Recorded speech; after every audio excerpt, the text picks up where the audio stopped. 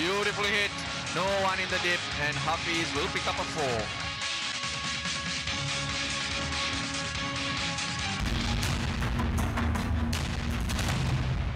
अस्सलाम वालेकुम। दूसरा रुख के साथ मैं हूं सैयद समर अब्बास। नाज़रीन, आईसीसी ट्रॉफी सनसनीखेज और फैसलाकुन मरहले में दाखिल हो चुकी है। आज ग्रुप बी के एक अहम मैच में भारत और जनूबी अफ्रीका की टीमें मद्दे मुकाबिल हैं। जीतने वाली टीम सेमीफाइनल के लिए क्वालिफाई करेगी, जबकि ग्रुप बी का आखिरी मैच जो पाकिस्तान और श्रीलंका के खिलाफ कल खेला जाना है।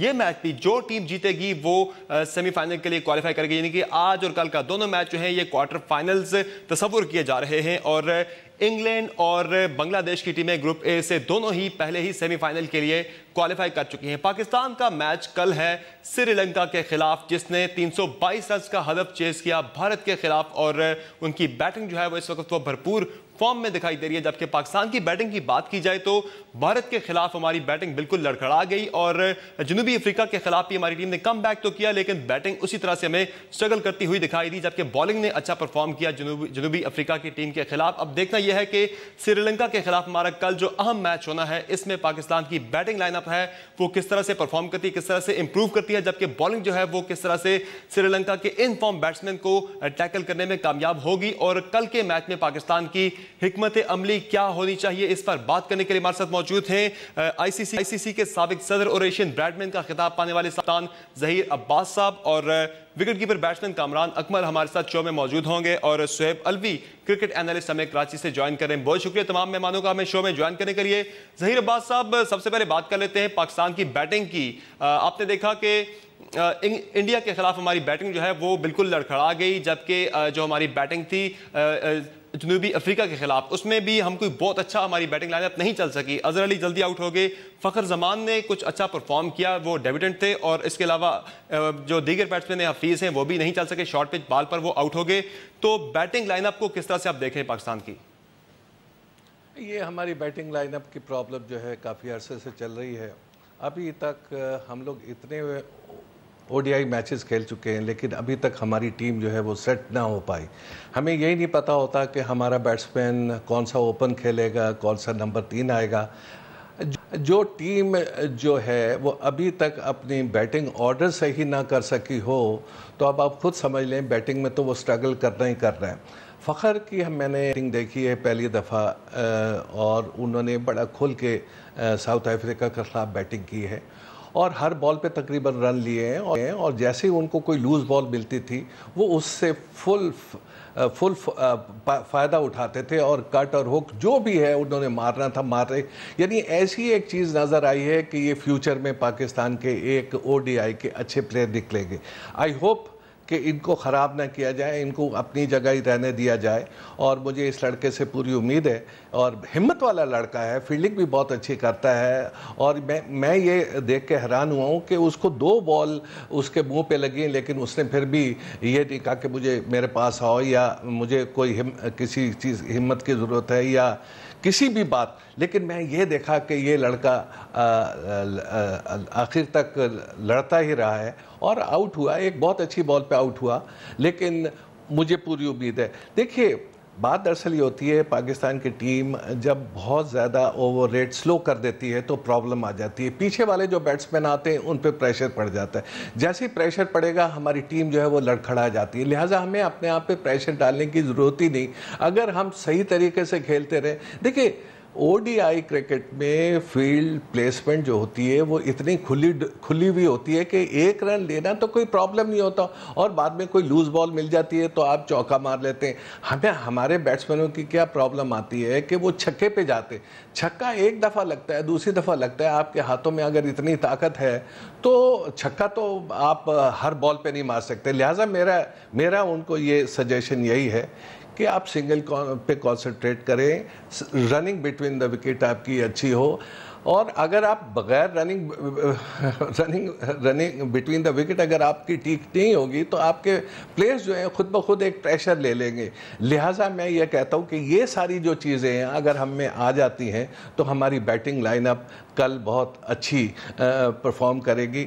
एक चीज़ से मैं खुश हुआ हूँ, जब हमारी टीम साउथ अफ्रीका के ख़िलाफ़ गई थी तो एक नई उनमें रूह नज़र आ रही थी। आई होप कि कल अगर ये खेलेंगे और उसी तरीके से जाएंगे जैसे हैं। हमें इससे कमज़ोर टीम मिल नहीं सकती सेमीफाइनल्स में आने के लिए, लिहाजा हमको कल का पूरा फ़ायदा उठाना चाहिए कि हम श्रीलंका को हराएं।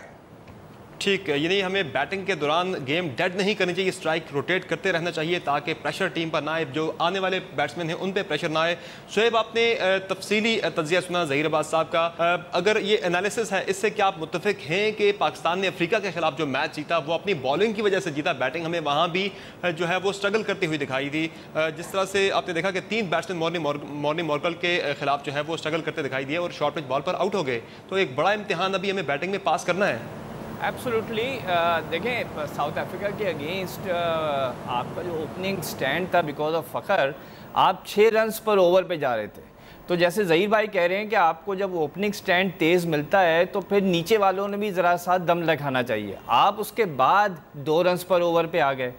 दैट मीन्स प्रॉब्लम जो ज़हीर भाई कह रहे हैं स्ट्रेटजी की ये होना चाहिए थी कि आप और एक्सेलरेट करते, ज़्यादा से 4 साढ़े 4 रन पर खेलते, आप 2 पे तो नहीं आते ना।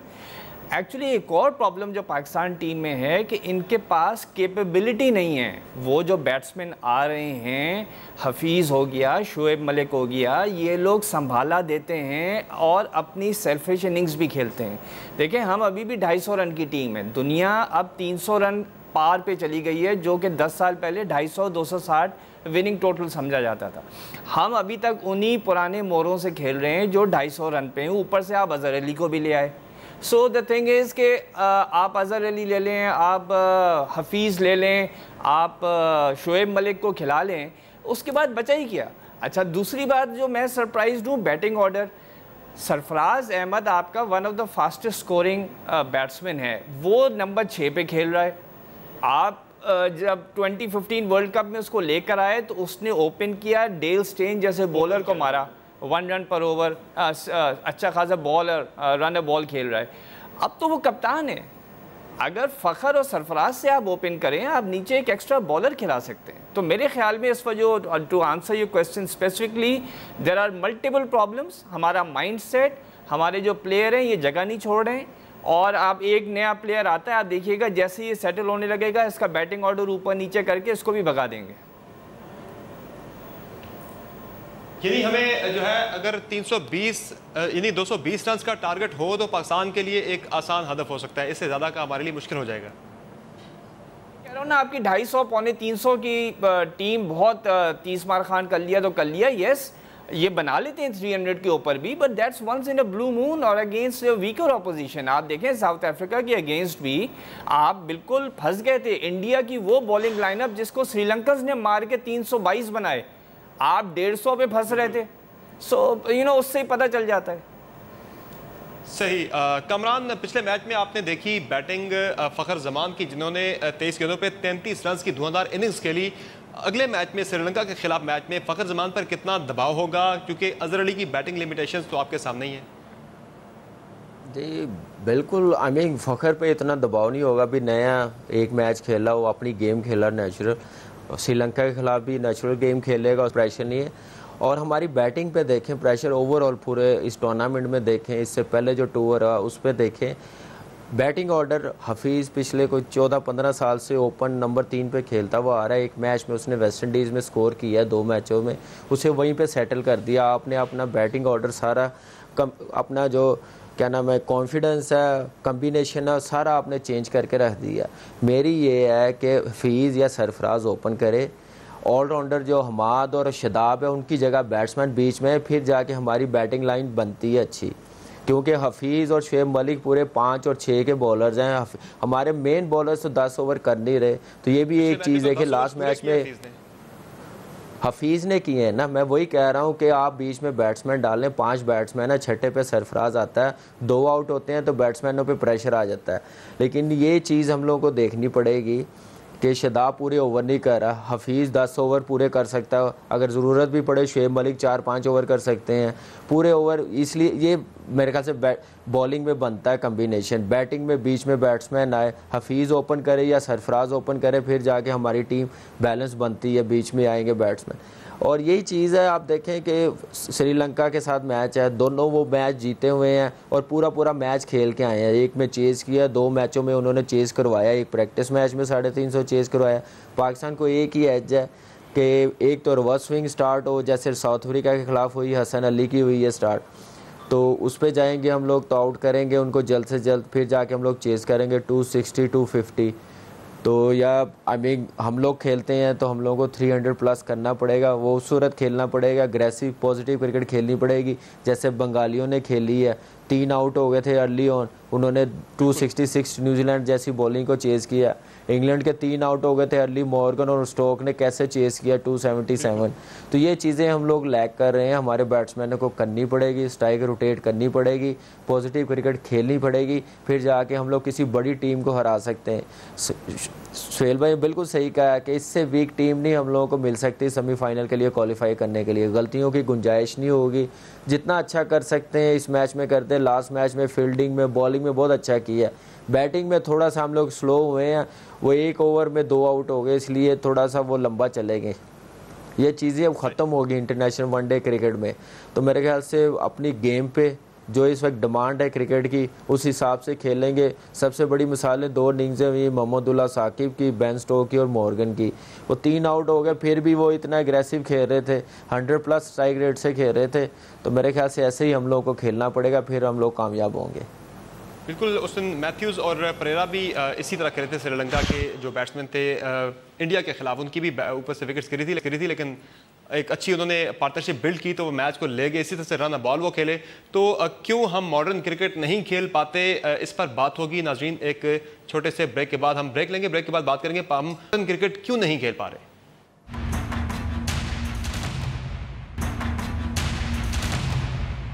Welcome back. ज़हीर भाई, अगर मॉडर्न क्रिकेट की बात की जाए तो स्ट्राइक रेट सबसे उसमें अहम फैक्टर गिना जाता है। साउथ अफ्रीका वाले मैच की बात कर ली जाए तो हमारी बैटिंग जो है वो स्ट्रगल करती हुई दिखाई दी। अजहर अली 22 गेंदों पर 9 रन, हफीज 53 गेंदों पर 26 रन और in form batsman Babar Azam को 31 रन बनाने के लिए 51 गेंदें खेलना पड़ी।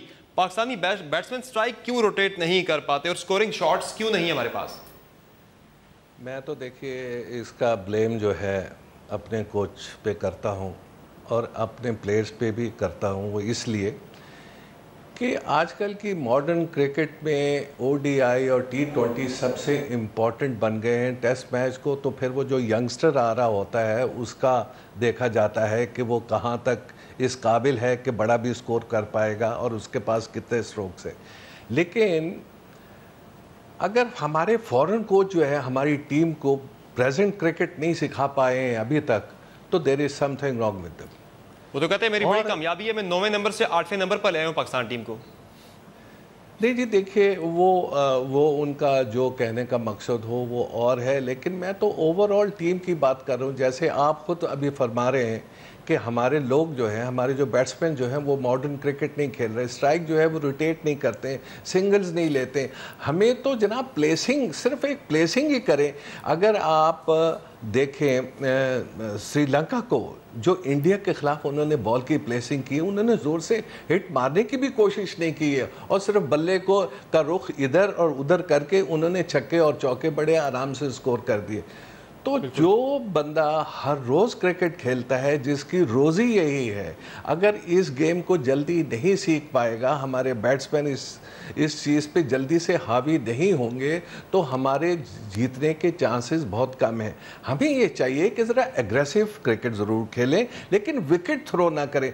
10 ओवर में आपकी कोई विकेट थ्रो नहीं होनी चाहिए और आपको कंटिन्यूसली बैटिंग करनी चाहिए। कम से कम 10 ओवर में आपके 40 से ज़्यादा ऊपर स्कोर होने चाहिए, जो कि बड़ी मामूली सी बात है। मुझे कहीं से एक ना एक बॉल आपको ऐसी मिल जाती है जिसपे आप चौका मार सकते हैं आराम से। वरना सिंगल्स तो आप बल्ले का रुख भी मोड़े तो वो गैप पे चली जाती है। जब गैप में जाती है तो उसके बाद सबसे बड़ा क्या काम होता है, रनिंग बिटवीन द विकेट आपकी कैसी है। अगर आपकी कॉलिंग अच्छी है तो हर बॉल पे या हर दूसरी बॉल पे सिलेक्शन पे आ जाती है। जब आप बैट्समैन ही इस तरह के सिलेक्ट करेंगे जो फॉर्म में नहीं, अहमद शहजाद की फॉर्म आपके सामने है, हफीज की आपके सामने है फॉर्म, और अजहर अली हैं, उनकी वनडे बैटिंग टेक्निक आपके सामने है। अब्बास साहब, बात दरअसल ये है कि ये जानते हुए कि हम मिनी वर्ल्ड कप खेलने जा रहे हैं, हमको ऐसे फ़खर जैसे जो है, ये अभी जो नया लड़का जो आया है, इस जैसे बैट्समैन हमको ढूंढने चाहिए। बाकी दूसरे किस्म के प्लेयर्स जो हैं उनको आप टेस्ट क्रिकेट के लिए ज़रूर रखें अपने साथ, लेकिन इनका गेम मुझे हमें हर सूरत में बदलना पड़ेगा। जब तक कि आप ये गेम नहीं बदलेंगे, और देखिए मैं आपको एक चीज़ बता, कल सेमीफाइनल्स में आने का बड़ा अच्छा मौका है। इस मौके को पाकिस्तान की टीम को ज़ाया नहीं करनी चाहिए, और साइकोलॉजिकली भी पाकिस्तान जो है वो श्रीलंका के ख़िलाफ़ इतना ज़्यादा खेल चुका है कि हावी है, और अगर इस मौके को सेमीफाइनल को में अगर ना आए तो ये मैं एक बात कहूँगा कि हम इस टूर पे मेरी टीम है, मैं ये नहीं कहना चाहता कि इस टूर पे वो कामयाब नहीं हुई, लेकिन मुझे पूरी उम्मीद है अब्बास मियां, मुझे पूरी उम्मीद है कि पाकिस्तान जो है कल इंशाल्लाह अच्छा खेलेगा और सेमीफाइनल खेलेगा। बिल्कुल, हम सब भी यही उम्मीद कर रहे हैं कि पाकिस्तान अच्छा खेलेगा। शुएब भाई, अगर हफीज़ की बात कर ली जाए तो उन्होंने अफ्रीका वाले मैच में 10 ओवर्स तो पूरे किए और क्विंटन डिकॉक की एक अहम विकेट भी ले ली, लेकिन बैटिंग की बात करें तो वो जिस तरह से मॉर्ने मॉर्कल की शॉर्ट पिच बॉल पर एक्सपोज हुए, ये क्या बताता है? अगरचे श्रीलंका के खिलाफ उनका रिकॉर्ड अच्छा रहा यूएई के अंदर। देखिए, मैं फिर आपसे कहूँगा कि श्रीलंका के ख़िलाफ़ अगर रिकॉर्ड है अच्छा नहीं है, every day is a new day, different conditions हैं, बॉलर्स भी चेंज होते रहते हैं। मैं तो बार बार यही कहूँगा कि जैसे ज़हीर भाई ने कहा कोच की भी फॉल्ट है, लेकिन कोच को तो जो 16 प्लेयर्स आपको मिलेंगे वो उसमें से बेस्ट खिलाएगा, और 16 में से अगर 8 या 9 ऐसे हैं जो मॉडर्न डे क्रिकेट के लिए फिट ही नहीं होते हैं, ना फिटनेस वाइज, ना मेंटालिटी वाइज, ना टीम स्पिरिट वाइज, तो आप क्या करेंगे? हर प्लेयर के पीछे एक इन्फ्लुएंसर बैठा हुआ है जो कहता है ये खेलेगा। यानी सिलेक्शन कमेटी जिम्मेदार है सारी? नहीं, it's not just selection committee, selection committee भी ऊपर से इन्फ्लुएंस है, हर लेवल के ऊपर एक इन्फ्लुएंस आ रहा है, आपने इसको खिलाना है, आपने इसको खिलाना है, आपने इसको खिलाना है। तो बात ये है कि आपके जो नए प्लेयर आते हैं वो एक हर टूर पे 2 नए प्लेयर आते हैं, दूसरा जब टूर होता है तो उस 2 में से एक रह जाते हैं, तीसरा जो टूर होता है वो दोनों गायब हो चुके होते हैं, नया बंदा आ चुका होता है, और जो आपके सीनियर प्लेयर्स हैं वो जमा बनाए बैठे रहते हैं, और उनको ये पता है कि जी मैं खेलूंगा तो मुझे पैसे मिलेंगे, मैं खेलूंगा नहीं तो मैं क्या करूंगा। सो आई एम सॉरी टू से, ये कल्चर ऊपर से भी पाकिस्तान क्रिकेट बोर्ड के लेवल पे भी हर लेवल के ऊपर इसको इनकरेज किया गया है, और आपके यंगस्टर्स को बाकायदा डिस्करेज किया जाता है ड्रेसिंग रूम्स तक। मतलब जिसको आपने नहीं खिलाना है, जिसको आप अपना कंपटीशन समझते हैं, जिसको आप अपना कंपटीशन समझते हैं, उसको इवेंचुअली टीम से बाहर निकाल दिया जाता है। सरफराज अहमद भी जिस तरह वापस आया है, ये उसका ही दिल गुर्दा जानता है। तो मैं आपसे ये कहूँगा कि जब तक आप एक मेरिट के ऊपर प्लेयर्स नहीं लेंगे, टू देयर पोटेंशियल नहीं लेंगे, इनको 2-2 महीने के लिए ऑस्ट्रेलिया या साउथ अफ्रीकन अकेडमीज़ भेजेंगे, ये लोग जब तक फॉरेन डोमेस्टिक क्रिकेट नहीं खेलेंगे ये बड़े पलेंगे भी नहीं, और जब तक हमारा कल्चर चेंज नहीं होगा, जब तक ये आपके यंगस्टर्स टीम में आके 1-1.5 साल रहेंगे और गायब हो जाएंगे। सही। कमरान, सरफराज की कप्तानी की बात अगर कर लें तो वो उन पे कप्तानी का कितना दबाव है उनकी बैटिंग की परफॉर्मेंस के ऊपर, क्योंकि 15 रन उन्होंने स्कोर किए भारत के खिलाफ, जबकि वेस्ट इंडीज़ के खिलाफ अभी जो दो तरफा सीरीज थी उसमें भी वो बहुत अच्छा परफॉर्म नहीं कर सके। देखिए, प्रेशर तो उसको बैटिंग का वो नंबर ऐसा है कि ओवर कम होते हैं तो उसमें स्कोर करने के रन रेट मेंटेन करने के लिए आउट हो जाता है, रिस्क ज़्यादा बढ़ जाता है। तो लेकिन यह है कि कप्तानी उसने जब आप देखें कि बेसिक के साथ आया, अंडर 19 में 8 टीम में, फिर PSL में कप्तानी की है, उसको पता है कप्तानी करने का, तो PCB ने बनाया। जितना मैं देख रहा हूँ स्पाई इंडिया वाले मैच पे वो निकाल के, बाकी उसने कप्तानी बड़ी अच्छी की है। और जैसे ये शोएब भाई ने बोला कि सीनियर प्लेयर, मेरे ख्याल से सीनियर प्लेयरों को जल्दी निकाला गया तो यहाँ तक टीम पहुँची है। हमारे जो लास्ट कोच थे वकार यूनुस साहब, उन्होंने सारे प्लेयर्स निकाले हैं, नए प्लेयर लेके गए हैं, बांग्लादेश जैसी टीम से 3-0 करके आगे T20 हार गए हैं। यही वजह से हम लोग नंबर 8 पे आए हैं। सीनियर प्लेयर जैसे शुएब मलिक है, हफीज़ है, इनकी परफॉर्मेंस है तो खेल रहे हैं। मेरे ख्याल से इतना जल्दी निकालना, जितनी क्रिकेट है तो यंगस्टर को लाना, यंगस्टर हम लोग भी आए हैं लेकिन अपने ग्रेड्स के साथ रहे हैं, खेले हैं, तो हम लोग टीम के साथ शुएब मलिक रहा है, मैं रहा हूँ, राव रहा है, इवन यूसुफ भाई रहे हैं, एकदम से आके नहीं खेले, साथ रख के बनाए जाते हैं यंगस्टर। ये नहीं होता कि यंग सीनियर्स को निकाल के फ़ौरन खिला दें, हम इससे भी नीचे चले जाएंगे। ये थ्योरी मेरे ख्याल से बहुत गलत हुई है। दुनिया भर की जो दीगर टीम्स हैं, आप देख रहे हैं जिस तरह से चेस कर रही है, रन चेस, जो प्लेयर्स हैं उन्होंने अपनी क्रिकेट को इम्प्रूव किया है, वो उन्होंने अपने आप को इम्प्रूव किया है। पुराने प्लेयर्स हैं वो मॉडर्न क्रिकेट खेल रहे हैं, लेकिन हमारे यहाँ पुराने प्लेयर्स मॉडर्न क्रिकेट नहीं खेल रहे, हम नए वाले प्लेयर से तवक्को कर रहे हैं।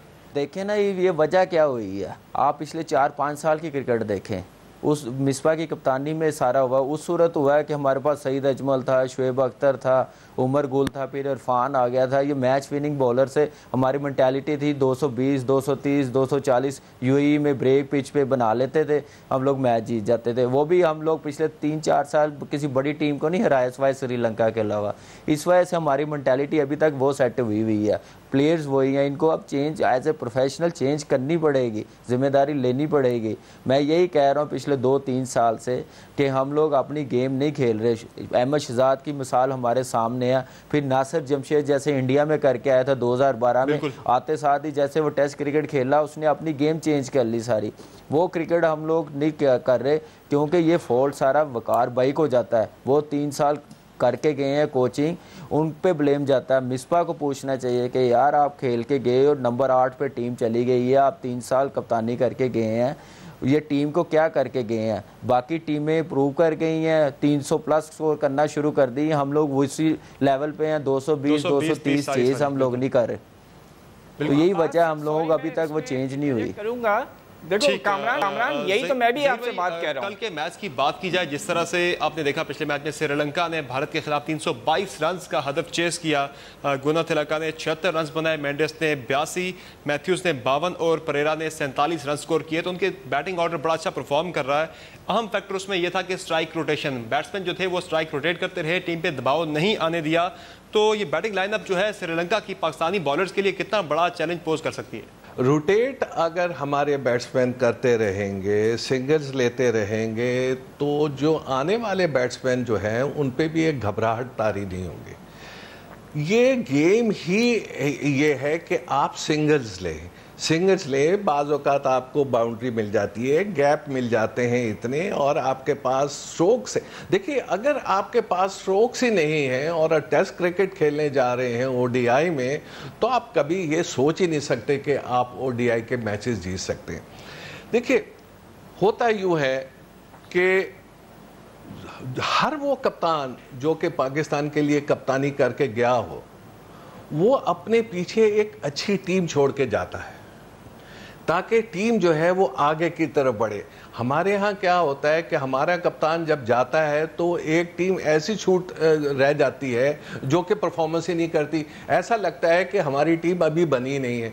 तो हम पे बहुत सी खराबियां हैं, बहुत सी ये चीज़ें जिसको कि अभी हमने नोट ही नहीं किया। और ये कब तक नोट नहीं करेंगे? ये तो फिक्रमंद इंसान है, हम बाहर के कोच रखते हैं। अगर आपको अभी तक नींद आई हुई है तो उसके लिए जागना पड़ेगा, बहुत सी चीज़ें ऐसी करनी पड़ेंगी जो कि, और दूसरा ये कि किसी भी प्लेयर को किसी कहने पे नहीं लीजिए, बिल्कुल ना लीजिए। आप उनकी मेरिट पे उनको खिलाएं। अगर फ़खर आया है तो उसको हर एक से दूर रखें और उसको कोशिश ये करें कि वो अपने तरीके से खेलता रहे, उसकी बैटिंग ऑर्डर चेंज ना कीजिए। जैसे ही आप बैटिंग ऑर्डर चेंज करते हैं, एक प्लेयर जो है जो कि एक सेट होना चाहता है एक नंबर पर, वो हिल जाता है। वो ये कहता है कि मैं कभी आज इस नंबर पर जा रहा हूँ, कल आप उस मुझे भेज देते हैं, तरसों आप किसी नंबर पे भेजते, तो अनसेटल्ड रहता है। देखिए, शोएब की बातें बहुत अच्छी हैं, कमाल की बातें बहुत अच्छी हैं, लेकिन बात दरअसल ये है कि हमें कुछ तो नज़र आए कि हमारी टीम जो है वो अच्छा कर पाएगी। और यही जो हमने आपसे ज़्यादा गुफ्तगू की है वो यही की है कि हमारी प्रॉब्लम शुरू से चलती आ रही है, इनको जब तक आप अच्छी तरह से नहीं रिजॉल्व करेंगे, ये टीम के साथ ऐसे ही होने वाला है। ठीक है नाज़रीन, एक ब्रेक लेते हैं, ब्रेक के बाद कुछ जारी रहेगी। Stay tuned.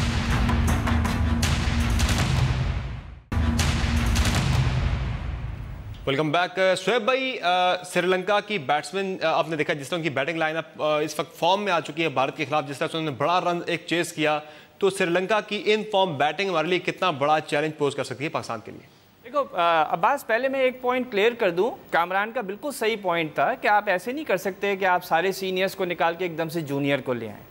मगर होता ये है कि एक सीनियर को जब आप देखते हैं वो बड़ी टीमों के खिलाफ परफॉर्म नहीं कर रहा है, वो जिम्बाब्वे के खिलाफ 100 कर रहा है, वो फला टीम कमज़ोर टीम के साथ कर रहा है, और जब बड़ी टीम का वक्त आ रहा है, चाहे वो वर्ल्ड कप 2015 उठा लो, चाहे वो चैंपियंस ट्रॉफी 2013 निकाल लो, ये सारे प्लेयर बड़ी टीमों के खिलाफ बैठ जाते हैं, तो फ़ायदा क्या है? मेरा सिर्फ कहने का मकसद ये था, one senior player per year को आउट करें, नए प्लेयर्स लाएं, उनमें से 2 को खिलाएं, 1 को जमा दें, फिर अगले एक सीरीज़ के बाद एक और सीनियर प्लेयर को खुदा हाफिज़ कह दें। तो पहली बात तो मैं ये क्लियर कर दूं। दूसरी बात ये है कि जैसे ये बता रहा है कामरान कि बिल्कुल सही है, ये सीनियर प्लेयर ही हैं, तो भाई सीनियर प्लेयर इसलिए हैं कि दूसरे प्लेयर को सेलेक्टर्स और टीम को सेटल ही नहीं होने देते। सरफराज अहमद को आप 2015 के वर्ल्ड कप में ले गए, मैच ही नहीं खिलाया, जब खिलाया तो उसने जिता दिया। आज वो पाकिस्तान का टेस्ट का भी कप्तान है, T20 का भी कप्तान है। सरफराज अहमद जैसे कितने प्लेयर हैं जो पिछले 10 साल में आए हैं, टैलेंटेड हैं, उनको टीम से भगवा दिया है। सो मैं ये आपसे सिर्फ कहना चाह रहा हूँ कि आप यंगस्टर्स को चांस देंगे तो ये होगा। अब आ जाएं आप श्रीलंका और पाकिस्तान के मैच की तरफ। अगेन कार्डिफ में मैच है, it's suppose to be sunny, it's a good weather predicted for tomorrow. मेरे ख्याल में पाकिस्तान की जो बॉलिंग लाइनअप है, स्पेशली अगर पाकिस्तान पहले फील्डिंग करे, that will be better, because swing अच्छी हो रही है, अर्ली मॉर्निंग मॉइस्चर होता है, एंड आई थिंक जैसे कामरान ने बिल्कुल सही कहा कि आपका जो हसन अली है उसकी रिवर्स स्विंग भी हो रही है, कट भी अच्छी करता है, अच्छी वैरायटी है। अब आप देखें, आप वहाब रियाज को चले आ रहे थे 2 साल से, मैं कह रहा था उसको रेस्ट करो, आपने रेस्ट दिया। जुनैद खान ने आके देखा साउथ अफ्रीका के खिलाफ कैसी बॉलिंग की, ये मेरा पॉइंट था। जुनैद खान को आप 4 साल से घुमा रहे हैं, ये पुराने बॉलर्स खिलाए जा रहे हैं, हम हारते जा रहे हैं। वो आया, उसने बड़े मैच में आपको करके दिखाया। इसी तरह फ़खर जमान, जुनैद खान, ऐसे आप नए प्लेयर्स लाएंगे, उनको 6-6 महीने खिलाएंगे, they will do better. I have a feeling कि Pakistan if they bowl first tomorrow can catch Sri Lanka. Perera वैसे ही आउट हो गया है, Mendis is a danger as well as Mathews, ये 2 प्लेयर हैं। आई थिंक पाकिस्तान को यही करना पड़ेगा कि फॉर गॉड सेक ये भूल जाएं सीनियर प्लेयर्स के, हम अपनी जगह के लिए खेल रहे हैं। एब्सोल्युटली इनको तेज खेलना पड़ेगा। सॉरी, तेज खेलना पड़ेगा जी। बॉलिंग में मैं कह रहा हूँ, बॉलिंग में वैरायटी तो हमारे पास काफ़ी ज़्यादा है। हम अगर पहले बॉलिंग करते हैं तो हम यकीनन 200-250 तक श्रीलंका को कंटेन कर लेंगे। एब्सोल्युटली, मुझे पूरा यकीन है, बिकॉज देखें आपके पास जो स्पिन है उसमें बहुत वैरायटी है। शोएब मलिक तो अब वो बॉलिंग नहीं करता जितने पहले करता था, 2-3 ओवर करते हैं वो। हफीज़ है, शादाब है, these are very good spinners. और मुझे लगता है कि कार्डिफ की जो पिच मैंने देखी है, नॉर्मली अच्छी बैटिंग ट्रैक्स रही हैं, लेकिन वहाँ बाउंस है और ग्रिप है। तो I think Pakistan is very well poised, they've got a good 3 seam attack, they've got 2 good very spinners on board, and I have a feeling they can do well, लेकिन we'll have to start coming up with batsmen जो 300 run का हदफ लें। अभी हमारे पास जो पूरी batting lineup है इन senior players की वजह से ये 250-260 का इनका पोटेंशियल है, अनलेस किसी एक मैच में चल जाएं जो कि कल चल सकते हैं। ठीक, शोएब, वन लाइनर, क्या कोई टीम चेंज होना चाहिए या सेम टीम के साथ जाना चाहिए? No, I think they should play with the same team because they don't have any other player जो कि या तो फिट हो या इतना मैच्योर्ड हो जो उनकी जगह ले सके। प्लस विनिंग कॉम्बिनेशन है, थैंक्स टू डकवर्थ लुइस, वरना हम फंस भी सकते थे। लेकिन आई थिंक इसमें मोमेंटम पाकिस्तान टीम पे है और यही 11 प्लेयर्स को खेलना चाहिए। ठीक, कमरान अकमल, आप बताइएगा कि कल की मैच में हिकमत अमली हमारी क्या होनी चाहिए? पाकिस्तान की सेम टीम के साथ जाना चाहिए और बॉलिंग में किस तरह से हमारी होनी चाहिए हिकमत अमली, और बैटिंग में? देखिए, बैटिंग में ज़हीर भाई ने कहा कि सिर्फ चौके छिक्के नहीं होते, स्ट्राइक रोटेट करना मोस्ट इंपॉर्टेंट होता है। जो ग्रेट प्लेयर्स बनते हैं जैसे ज़हीर भाई हैं, ये अपनी बाउंड्रीज़ की वजह से नहीं बने, सिर्फ स्ट्राइक रोटेट करते रहे। मोहम्मद यूसुफ, इंजी भाई, ये सिर्फ ये करते थे।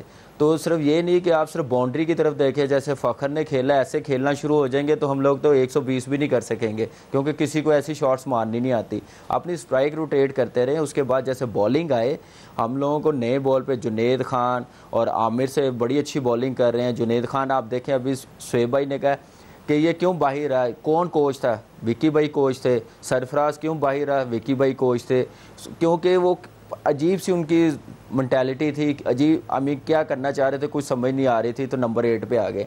उसके बाद हमारे बॉलर्स को रिवर्स स्विंग जितनी जल्दी हो जाएगा, क्योंकि मैचेस बहुत ज़्यादा हो गए हुए, ड्राई पिचेस हो गई हुई हैं, तो हम लोगों को रिवर्स स्विंग जल्दी मिल जाना चाहिए, जैसे साउथ अफ्रीका के खिलाफ मिली हैं।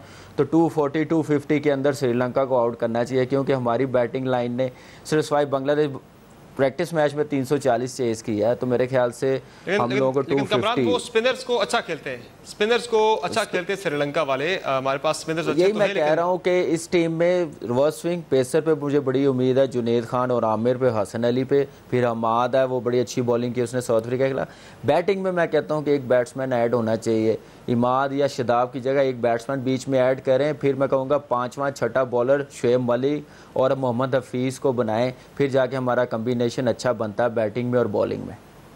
और हमें पहले बॉलिंग करनी चाहिए, पहले करनी चाहिए, चेस करना चाहिए, क्योंकि हम दोनों साइडों से फंसे हुए हैं। हम लोग पहले बैटिंग करेंगे तो 250 240 करेंगे या 300 प्लस करेंगे, फिर जाके हम लोग गेम में रहेंगे।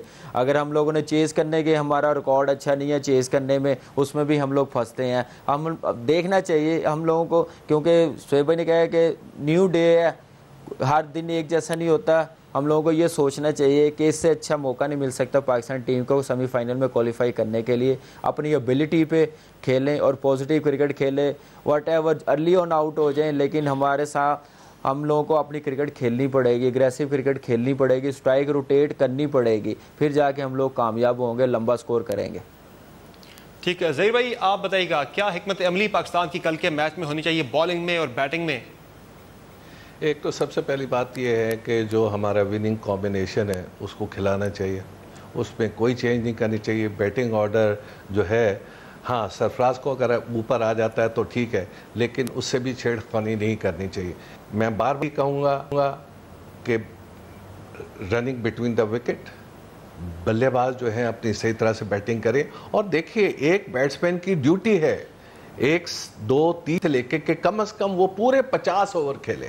जब तक कि एक मेन बैट्समैन लंबी इनिंग नहीं खेलेगा, 300 स्कोर करना इतना आसान काम नहीं है जितनी हम बातें करते हैं। बात ये विकेट पे खड़ा रहना पड़ेगा, और विकेट पे खड़ा रहने का तरीका यही है कि आपने विद द पेस आपने चलना है और टीम के दूसरे प्लेयर्स को लेके जाना है। ये नहीं कि आपके 40 या 50 रन हो गए तो आपने अपनी विकेट थ्रो कर दी कि चलो जी मैं ये तो कहलाएगा कि जी मैं 50 रन किए मैंने, तो बहुत सी बातें हैं इसमें सोचने की। फाइनली ये बताइएगा कि अगर पहले हमारी बैटिंग आती है तो कितना स्कोर, कितना टारगेट सेफ होगा, और अगर हमारी पहले बॉलिंग आती है तो श्रीलंका को हम कितने तक कंटेन कर लें? देखिए जी, हमें अगर हमारी बैटिंग आती है तो हमें 300 से ऊपर स्कोर करें तो हम सेफ हैं, लेकिन यह है कि अगर हमारी पहले बॉलिंग आती है तो हमें कोशिश यही होनी चाहिए अपनी बैटिंग को देखते हुए कि उनको कम से कम रन्स पे आउट किया जाए। 220 230 पे आउट कर दे, 240 पे आउट कर दे, यानी कम से कम स्कोर पे। उन्होंने भी हाथ में बैट लिया होता है, वो भी बल्लेबाजी करते आते, ज़्यादा स्कोर करने आते, लेकिन क्योंकि हमारी बॉलिंग जो है वो ज़्यादा बेहतर है हमारी बैटिंग से, लिहाजा बॉलर्स पे ज़्यादा जिम्मेदारी आती है कि वो जल्द अज जल्द आउट करें। ठीक है, बहुत शुक्रिया तमाम मेहमानों का हमें शो में ज्वाइन करने के लिए। ये बहुत ही अहम मैच है और डू और डाई सिचुएशन होगी पाकिस्तान के लिए। कल का मैच जीतेंगे तो सेमीफाइनल में जगह पक्की होगी, और यही कहना है हमारे तमाम पैनलिस्ट का कि पाकिस्तान को पॉजिटिव क्रिकेट खेलना होगी और स्ट्राइक रोटेट करना होगी और गेम को डेड नहीं करना होगा बैटिंग में, जबकि बॉलिंग हमारी जो है वो हमें उस पर ज़्यादा रिलाई फिर भी करना होगा। और अगर हमारी पहले बॉलिंग आती है तो श्रीलंका को हम अगर 200-250 तक कंटेन करते हैं तो ये एक अच्छा टारगेट होगा जो पाकिस्तान चेस कर सकता है, जबकि बैटिंग अगर पाकिस्तान पहले करता है तो पाकिस्तान को 300 से ज़ायद का हदफ जो है वो देना होगा श्रीलंका को जीतने के लिए। और उम्मीद यही की जा रही है कि पाकिस्तान कल के मैच में अच्छी क्रिकेट खेलेगा और सेमीफाइनल में जगह पक्की करेगा। आज के शो में इतना ही, इजाजत दीजिए, अल्लाह हाफिज।